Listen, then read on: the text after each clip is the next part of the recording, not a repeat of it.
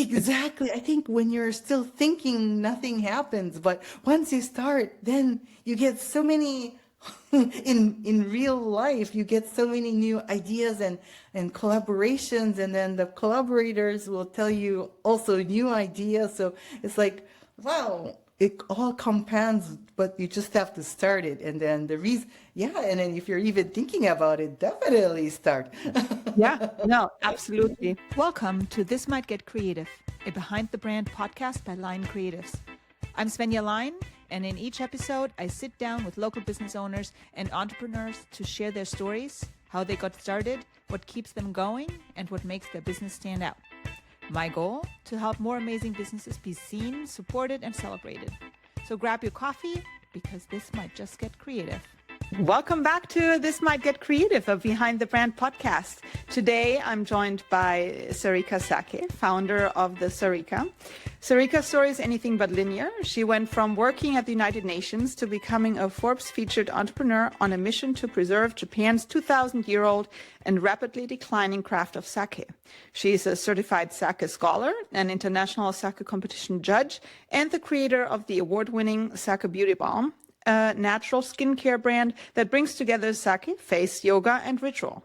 She's also lived in 14 countries across 4 continents, traveled to over 60 countries, is a mom, and has a deep connection to Japanese heritage that literally spans generations. Today, we're talking about identity shifts, cultural preservation, gender, and what it really looks like to build a business around something that matters deeply to you. Sarika, welcome to the show, and I'm very excited to have you here. Oh, thank you so much for having me, Svenja. And Yeah, of wow, course. thank you. It's so exciting to Yes, talk to you. it is very exciting. Like when I read your little intro on that you submitted, I'm like, oh yeah, that's very interesting. Yes, I want to do this podcast. So yeah, again, welcome to the show. And I want, before we start, really get into it, tell us, like, you had an established career at working at the United Nations, and then you decided to become a successful entrepreneur. So tell us a little bit about yourself. Tell us a little bit about that shift and how you started. Well, thank you. That's a difficult question, actually. But yeah, I mean, this was because whenever I I say that I kind of changed careers from United Nations, everyone's like, "What?" And you're kind of crazy. And Yeah. and actually, to be honest, I never ever thought of leaving. I always thought this was my, when I joined through what was called a competitive recruitment exam, I thought this is my dream. And I am going to work until I retire at age 62 after becoming the Secretary General. That's what I always thought. So I never ever thought of resigning. But yeah, just kind of life is so strange and fascinating. Sometimes, there was a point in my life where I thought, you know what? I feel like even though I thought this was my dream job, and it was in a way, even in hindsight, it still could be, but I'm really glad I took this crazy route. It wasn't Yeah. super smooth or anything, Yes. but No, it's never easy and never smooth. even now, I'm still, it's always lots of struggles, and always there's no answer, and there's no boss or anybody to consult. So it's still a process, and I'm still a work in progress. But yeah, so all of a sudden, I mean, after 10 years working in the UN in the areas of gender equality and urban poverty, and there was there came a time where I was on maternity leave, and I was at that time working in Bangkok. I was working in before that in Nairobi, Kenya, and different places, and I felt like, wait, I have a newborn baby, but I never get to see her. Oh yeah. Yes. I know how that feels. Yes. Yeah, and at that time there was no such thing. This is before COVID, the Hmm. pandemic. So I had no idea there was such a thing as remote working. And Hmm. at that time, in person was, at least in my nature of job, that was the only way to do it. And then I was, commuting in Bangkok traffic. You may probably know how crazy it is. Like, you can. I've heard. I do not know out of my own experience, but yes, I can imagine. So meant I had to get up super early before my baby wakes up, and Hmm. then come home when she's almost asleep. So it's like, wait, I'm working for gender and empowerment. What about my own life? Yeah, I yeah, don't feel empowered. yeah. I mean, so there was some question mark, and then at some point, I thought, you know what? I think after 10 years, I'm ready to do something completely different. And Yeah. actually, at that time, I had even no idea what entrepreneurship was, or I don't think I even knew the word entrepreneur. That's how far removed I was from business. I was really in Yeah. a bureaucracy, the world's largest bureaucracy. So, Yeah. but yeah, sometimes you follow your instinct, and that's how it happened. So it wasn't not anything, nothing strategic, nothing like, I didn't have anything planned actually. So I kind of just jumped off a ship. Yes. Yeah, that's how it started. And and why sake? Because you always had like a passion for it, or? Actually, it was the complete opposite. I never Oh. loved it. But this is the weirdest thing, because this is the funniest thing about life, because actually I really did not love sake, even though Mm. I'm from my ancestral town is in Nagano, which is the second largest sake production area in Japan. Hmm. And my grandfather was always drinking sake, but terrible sake, really awful sake. So, because that was, it's the time. And now the sake is delicious, and it Yeah. has always been delicious. But, after the war in Japan, it's like rice became a very precious commodity. So Hmm. people would dilute sake with God knows what. And that kind of sake was going around mainstream as sake. So that was the kind of sake my grandpa was drinking. And I thought, ooh, why are you drinking this every day? This is Yeah. so I actually never loved it Uh-huh. until just a complete coincidence when we were doing a family travel in Japan to the northeast side Hmm. in Fukushima area, which is now famous for the nuclear disaster, sadly. But Mm. anyway, they have lots of they're like the bread basket of Japan, well, rice basket. So they really cultivate a lot of rice. So there's lots of sake there, and I wasn't going to try sake there, but it's different from my grandparents' place, and the local hotel we were staying in said, "Oh, with our regional food here, you should try our local sake." And I was like, "Oh, sake, I'm not a fan." Yeah. You have, other things like wine or beer. Yeah. Yeah. They said, no, with our local food, the best pairing is sake. It's local. This Oh. is what we drink. And I kind of took a sip, like a small sip like this, and Yeah. reluctantly, and it was the most delicious thing Oh, ever. really? Yeah. It was completely different from my grandpa's sake, and that's when I fell in love with sake as an Mm. adult. So it was kind of the complete opposite, and I never was interested in sake, so I didn't really know anything about sake until that delicious sip. And it was, yeah, a moment when like angels were singing in the background in my imagination. Yeah. Yeah. Yeah. So, but at that time, you still worked at the UN? No, actually, this was the super coincidence. This was exactly after I resigned. Oh. We went Oh. on a family trip 1 month later. So this was, Oh, yeah, okay. So this was not at all, I mean, when I resigned, it was more like I have a newborn baby and I want to be with her was more the thing and more about I don't feel empowered, despite the Yeah. fact that I'm working for the whole mission of the world to empower Yeah. women, but Yeah. like, wait, I'm not empowered. I don't feel empowered. So I felt like I needed to step away. And then just a month later, this incidents happened about tasting sake. And of course, I never even thought about making this a business. I had no idea that you can make sake into a business, of course. Yeah.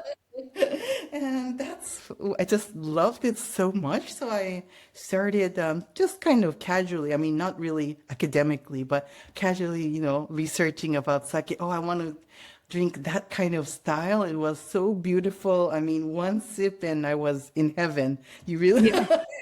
So I wanted to replicate that experience. And as I was checking around, in my grandpa's town, I thought there must be a similar one too, and there were surely. But what I learned is that the sake breweries are going bankrupt every month.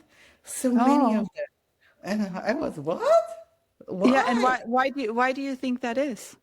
And the reason is that sake consumption in general in Japan is seriously declining. So in the Really? last 50 years, it has declined to one third from what it used to be.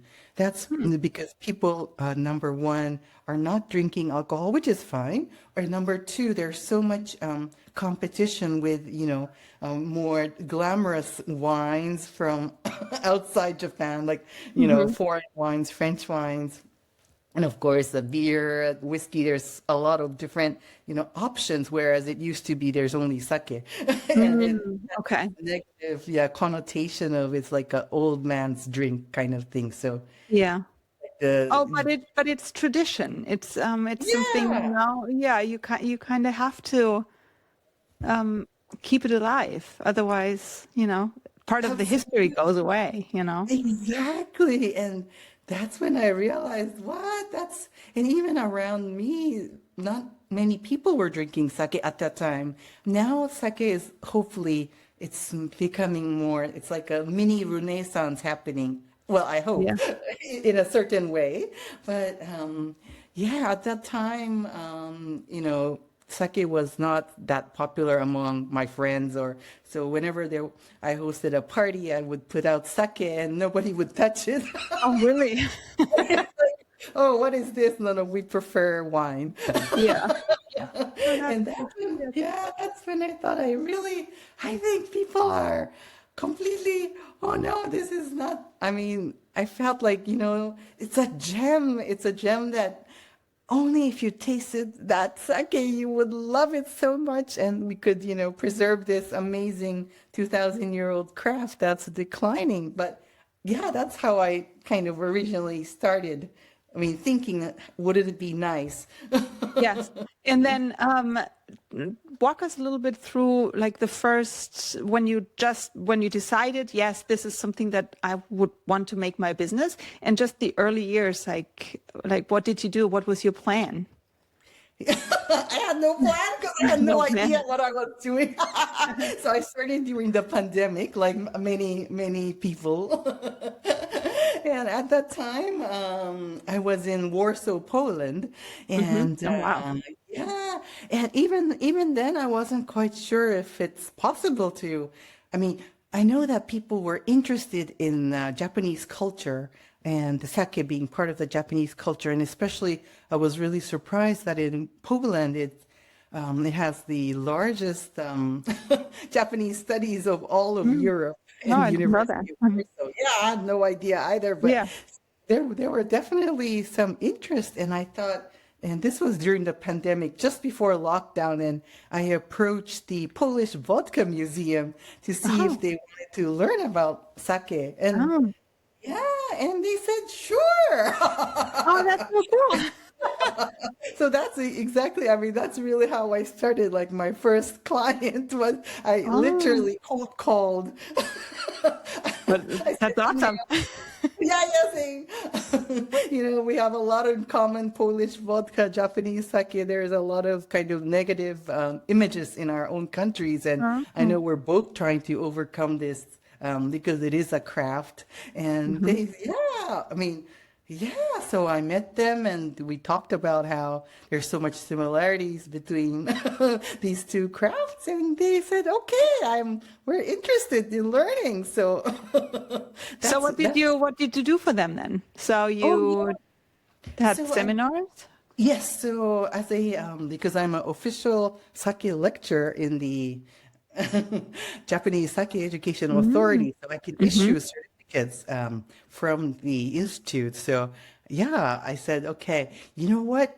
You can just pay for the certificate and and the sake, and then I can teach you for free. That was my first So yes, and how to make it? no. How to make No, sake? not to make it, but it's more about the history because it's I see. really, yeah, it is really an art and a craft, and Mm-hmm. it's 2,000 years of Japanese history is really, alongside 2,000 years of sake, and Mm-hmm. sake was part of every, religious ceremony to war to everything. So Mm-hmm. it's really, yeah, like knowing Japan or knowing sake is really about knowing Japan. So it was more about yeah, like everything about production history, the importance of sake, and Mm-hmm. yeah, that's how I started. That was my first client before lockdown happened. Oh yeah, lockdown. Yes, I know. Yeah, that was a tough time. But so then you start. So you had your first client, and then where did it go from there? Yeah, and this was the thing. Afterwards, um, there was so much interest, which was great. But then, so I had lots of events scheduled, but then lockdown happened, so everything got Yeah. canceled. Oh, yeah. And, now, I'm, doing a lot of things online. But at that time, I had absolutely no idea about online courses, online, that you can actually even do things online. And Mhm. so I was just, once in a while posting tasting notes about sake on Instagram Mm. without knowing much, but, just as a record. And then one of my UN colleagues saw it and she's like, "What?" You know what? I thought you were crazy for leaving, but you know what? I'm actually now like I'm heading the MIT's Japan program, and we'd love Oh. to have you do an online lecture. And I was Huh? like, well, first of all, I was like, that's fantastic, but you know what? I'm too scared. Like, first of all, MIT students, I don't know if I can. I had this severe imposter syndrome at that time because I was just starting out, and Mhm. I didn't even know that you can do a lecture online with tasting. I thought it's impossible. Mhm. So I Oh, you did with tasting? yeah, that was Ah. but then my friend who said, you know what? In our school, we've been doing online lectures for years before the Mhm. pandemic. We have all the setup. You can do a lot of things online. And I said, really, even tasting? I have no idea how you can, do that. But we managed to do it with her encouragement. Yeah. So I managed to contact my friend in the sake world because the sake world is quite small, and Mhm. my sake friend was working in the sake sake retailer, in the U.S., and she managed to make a tasting sample for me that people could buy for the lecture. Ah. Yeah, so somehow I did the first ever online lesson with the tasting with such a highly regarded institution, and it Yeah, went so that's awesome. well that I thought, "Oh, wow, I can't believe that's possible," because it was all completely new to me because, I've been doing bureaucracy and projects and more on the ground rather than anything online. I mean, I had no idea about online. In fact, even now I don't know much, but at that time I really had no idea that you can go on Zoom and this kind of thing. But yeah, once I did that, there were more requests and more requests. So yeah, and I ended up making a course because I couldn't just do lectures after lectures. Wow, that's awesome. Wow, that's really cool. So at that time, so you had lots of workshops and presentations and things and tastings, like you said. So that really helped your business grow to build the Yeah. foundation to what it is today. Absolutely. And that's how I realized that I could really scale because as I said, I had no idea about online courses. And now my certification courses are sold by the Japanese Sake Authority. Oh, that's And so cool. yeah, and also the English one is sold through me as well. So I have this going on certifying people in sake and knowledge. Yeah. Mhm. That's really cool. So, and how is your marketing? That I'm very interested in how you promote your events and your business in general. Yeah, that's a great question because I had again absolutely Yeah, no idea about marketing, right? yeah. So I think it's all been thanks to amazing collaborations because every time someone asks me to do something, it's like we're collaborating. And uh, like taking the example of the MIT Japan program, because I had no idea about marketing. But in that case, it was only for the MIT community. So it wasn't Hmm. like it wasn't like marketing required. But so it's kind of similar to that. All my other collaborators were the one who wanted to do it and who did a lot of the marketing. And that's kind of how little by little I learned, oh, this is what you can do. Yeah. So it's basically it's word of mouth because people were talking about you, and then also I think because it was something that's not available everywhere. Like when like some courses, for example, I'm just thinking of like how to build your business. Those courses are available everywhere, but yours is so specific and such a great niche that it sounds very interesting, and it sounds, something that people would love to do. So it's networking, word of mouth, and then you said you posted some things on Instagram. Oh, but that was not marketing. No, That was yeah, more like what I'm drinking. no, It was like, because at that time, I mean, I had no idea about marketing. So it wasn't like I wasn't like collecting emails or anything. In fact, I had so many workshops without collecting a single email. In yeah, hindsight, like, oh, yeah, yeah, you should all have. those Yes, lost opportunities. But at the time, now I do. And now I have, the sake cheat sheet as a freebie, this kind of yes, thing. But it took I mean, I didn't have it for a long, long time. So it was yes. originally through word of mouth and yeah. Yeah, networking. Yeah, I've talked to a lot of people, and networking always comes up as the number one marketing tool because you just talk to people, and people are interesting, and yeah. So I agree. So there's a lot of listeners that are thinking about, changing their careers, thinking about becoming their own boss, being an entrepreneur. So because you said you have a child, you traveled a lot because now you're in Spain. Right now we were talking about Poland. So you traveled a lot, you were like all over the world, and you still, started your own business. So tell us a little bit about the ups and the downs, and also maybe also for you being a woman, like all these maybe, I don't want to call it roadblocks, but sometimes it feels very hard to go that route. Absolutely. I mean, you really nailed it. I mean, women, being a Japanese woman, from the olden times, it's really, unfortunately, it's always been, I think, difficult, like let's say compared to Europe or the US. I mean, because unfortunately, even now, because I just got back from Japan, literally, still jet lagged. And Oh, yeah, unfortunately, even this year or even in modern times, Japan's gender inequality is unfortunately still like one of the worst in the so-called industrialized oh, world. really?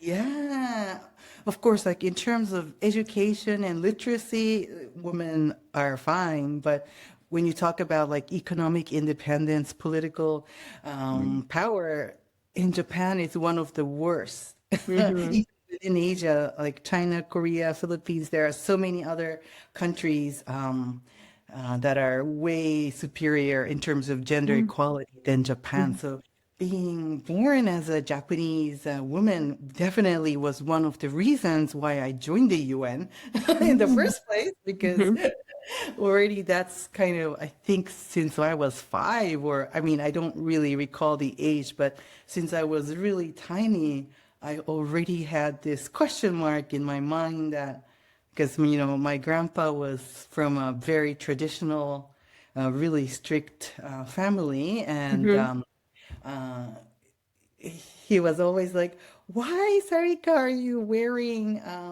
blue?" Let's say. Oh, wow. Why not? And oh no, no, girls should be wearing a pink dress, kind of thing.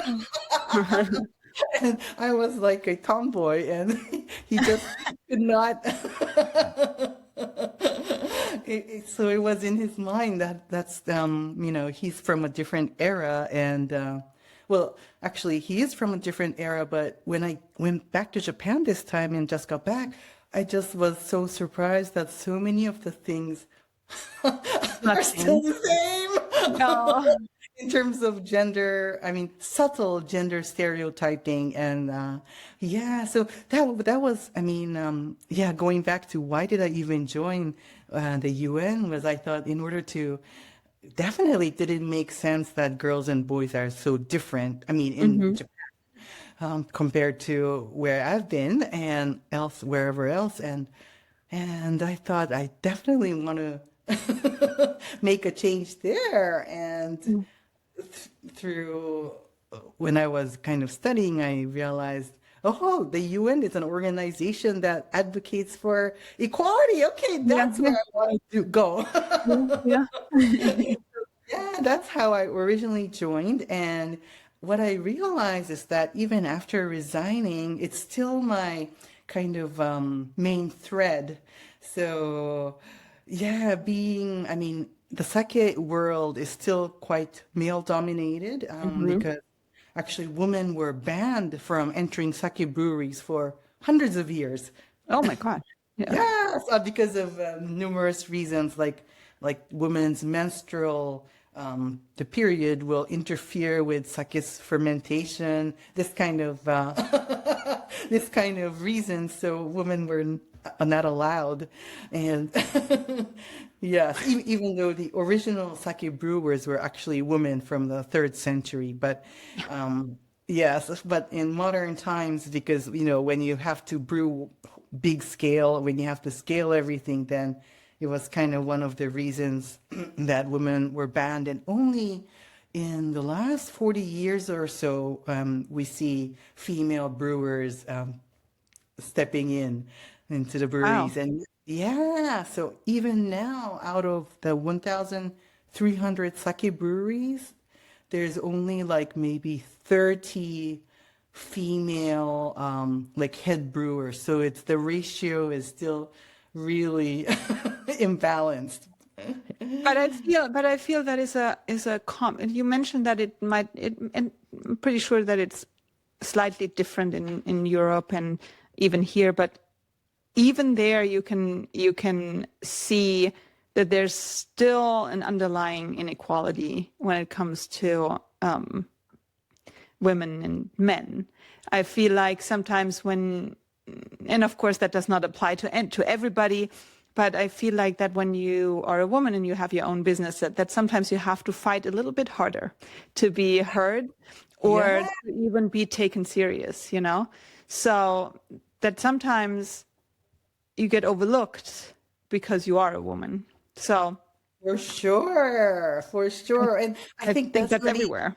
and yeah, it's not even in business. I feel like it's like that my whole life. I feel like, you always, especially in Japan, that you always had to prove yourself as a Hmm. woman when you're young and a woman. It's like you have to prove yourself all the Hmm. time, right? And yeah, it's kind of sad, but that was the reality. And I think, of course, things are better now, like for the newer generations, but I think there's still underlying, for sure, underlying gender stereotyping even now, and even, yeah, for business, for Yeah, sure. but even though, I mean, you mentioned that you joined the UN because of this inequality and things like that, but to the listeners that really, the female listeners that would like to start their own business, so, you know, just do it. Just, you don't, Absolutely, for and even sure. you mentioned the imposter syndrome. I think, we all have it at one point. And I don't think it ever goes away. Like every time you start something new, like when I started this podcast, I felt like I have no idea what I'm doing. But I think sometimes you just have to start. And if you have an idea, like you had the idea with sake, I think just to have the idea and then just jump into the cold water and just start. Yeah, absolutely. I think the fact that you already have an idea means that you're meant to do it. I mean, why Mhm. would you have an idea if you're yeah, I mean, the fact that you already have the idea, or if you're even vaguely thinking about it, means, I think, yeah, for sure, it's a sign you're meant to do it, and you definitely can. And of course, I think there are different ways. You don't have to jump off the ship like me, but for me, because I'm quite simple and I need to focus. I can't, be like focusing on so many things. So like for me, when I really just didn't want distractions and I wanted to focus straight, and I feel like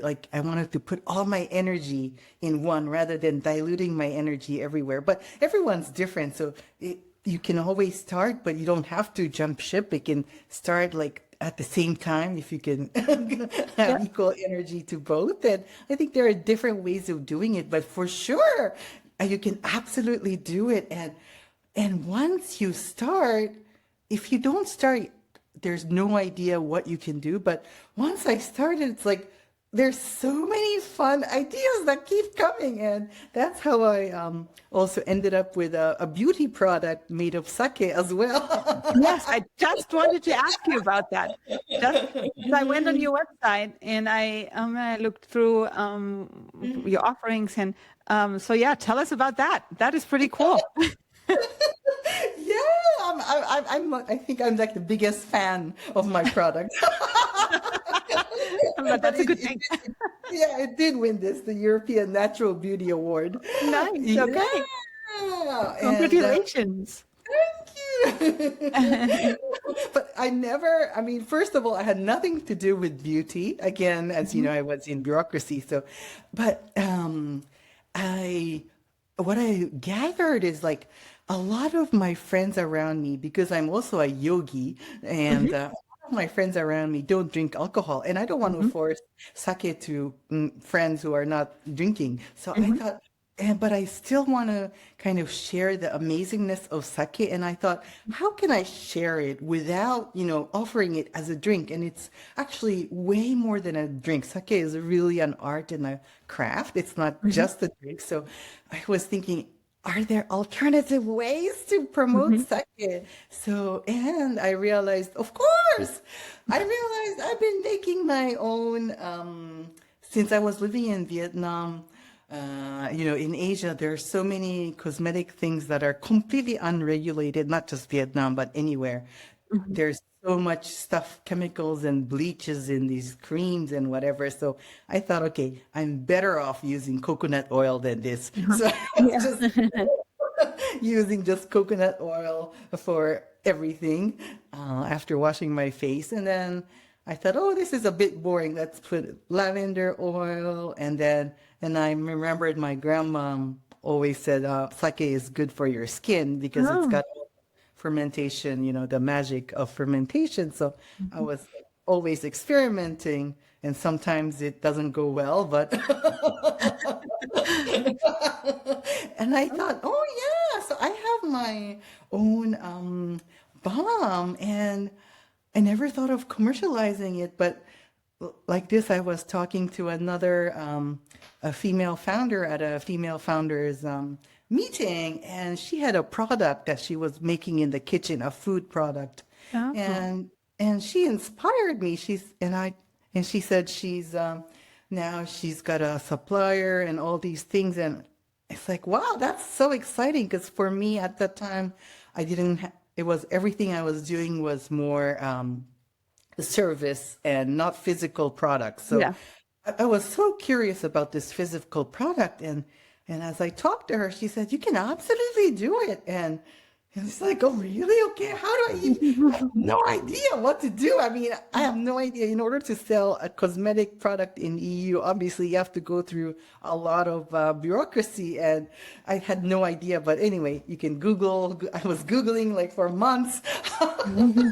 And joining kind of natural cosmetic Facebook groups and to understand how I even get started. I mean, Yeah.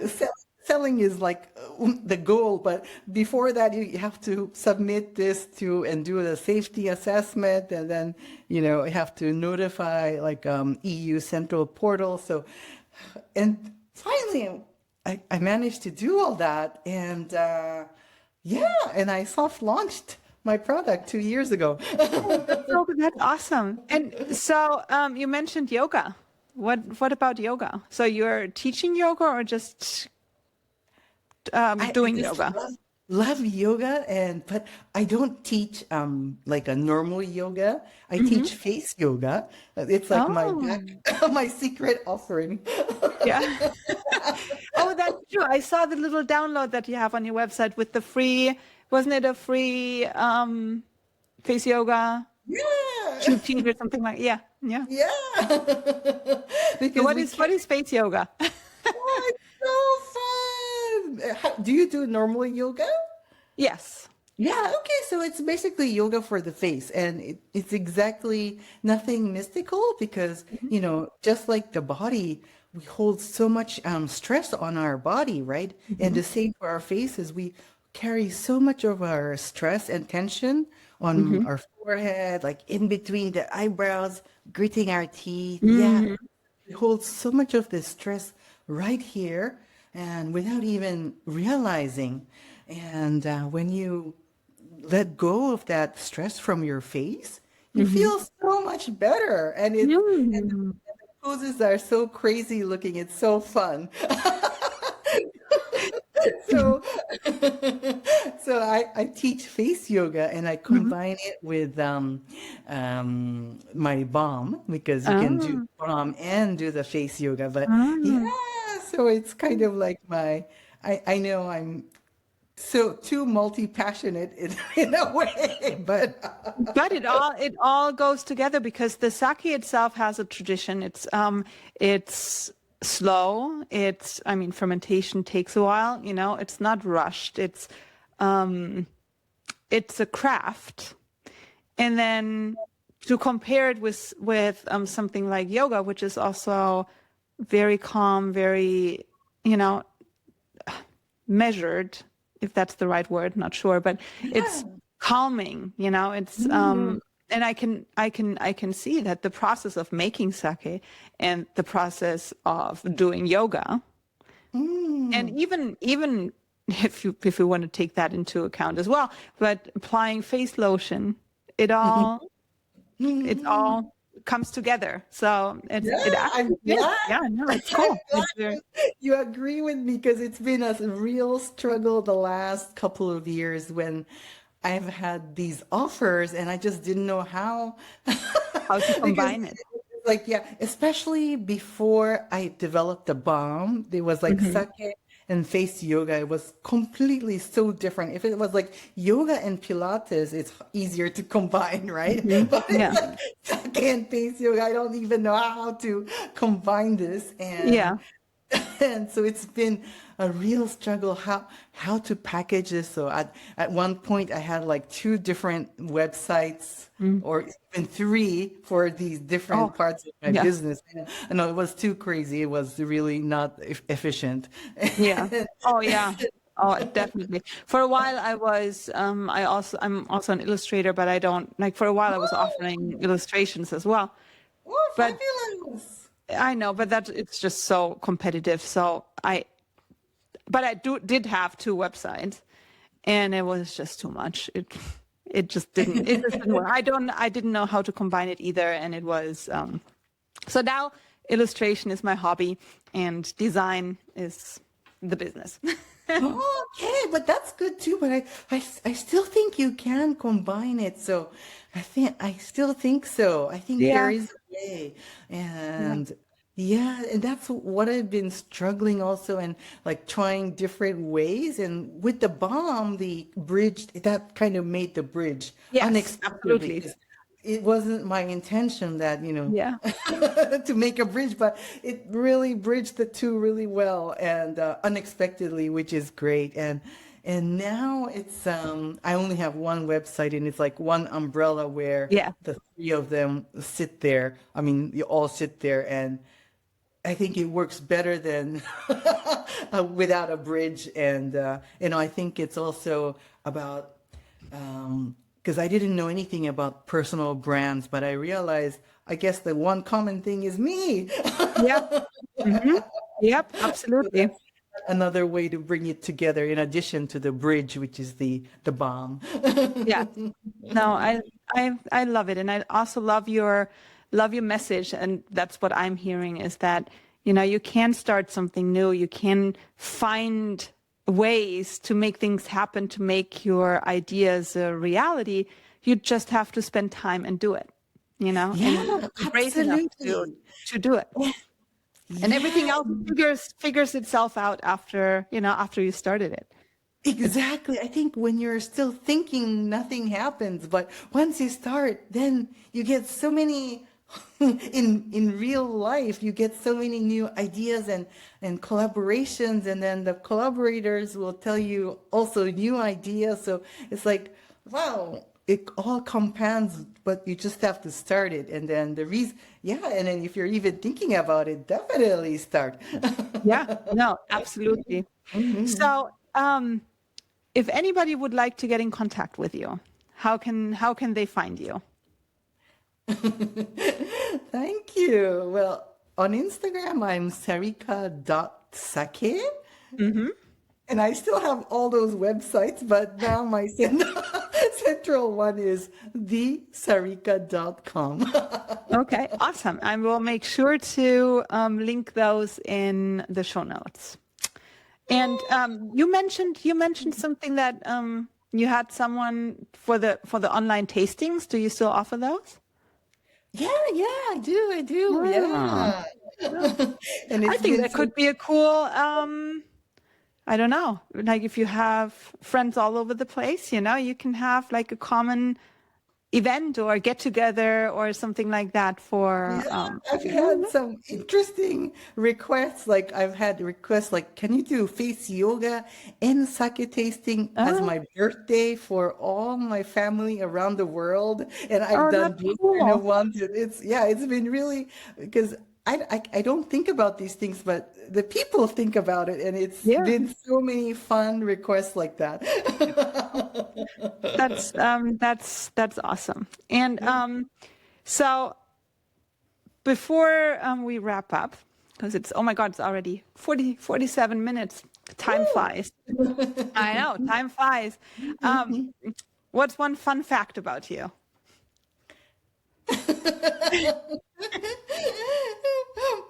My secret fun fact that I don't actually talk about to Japanese friends.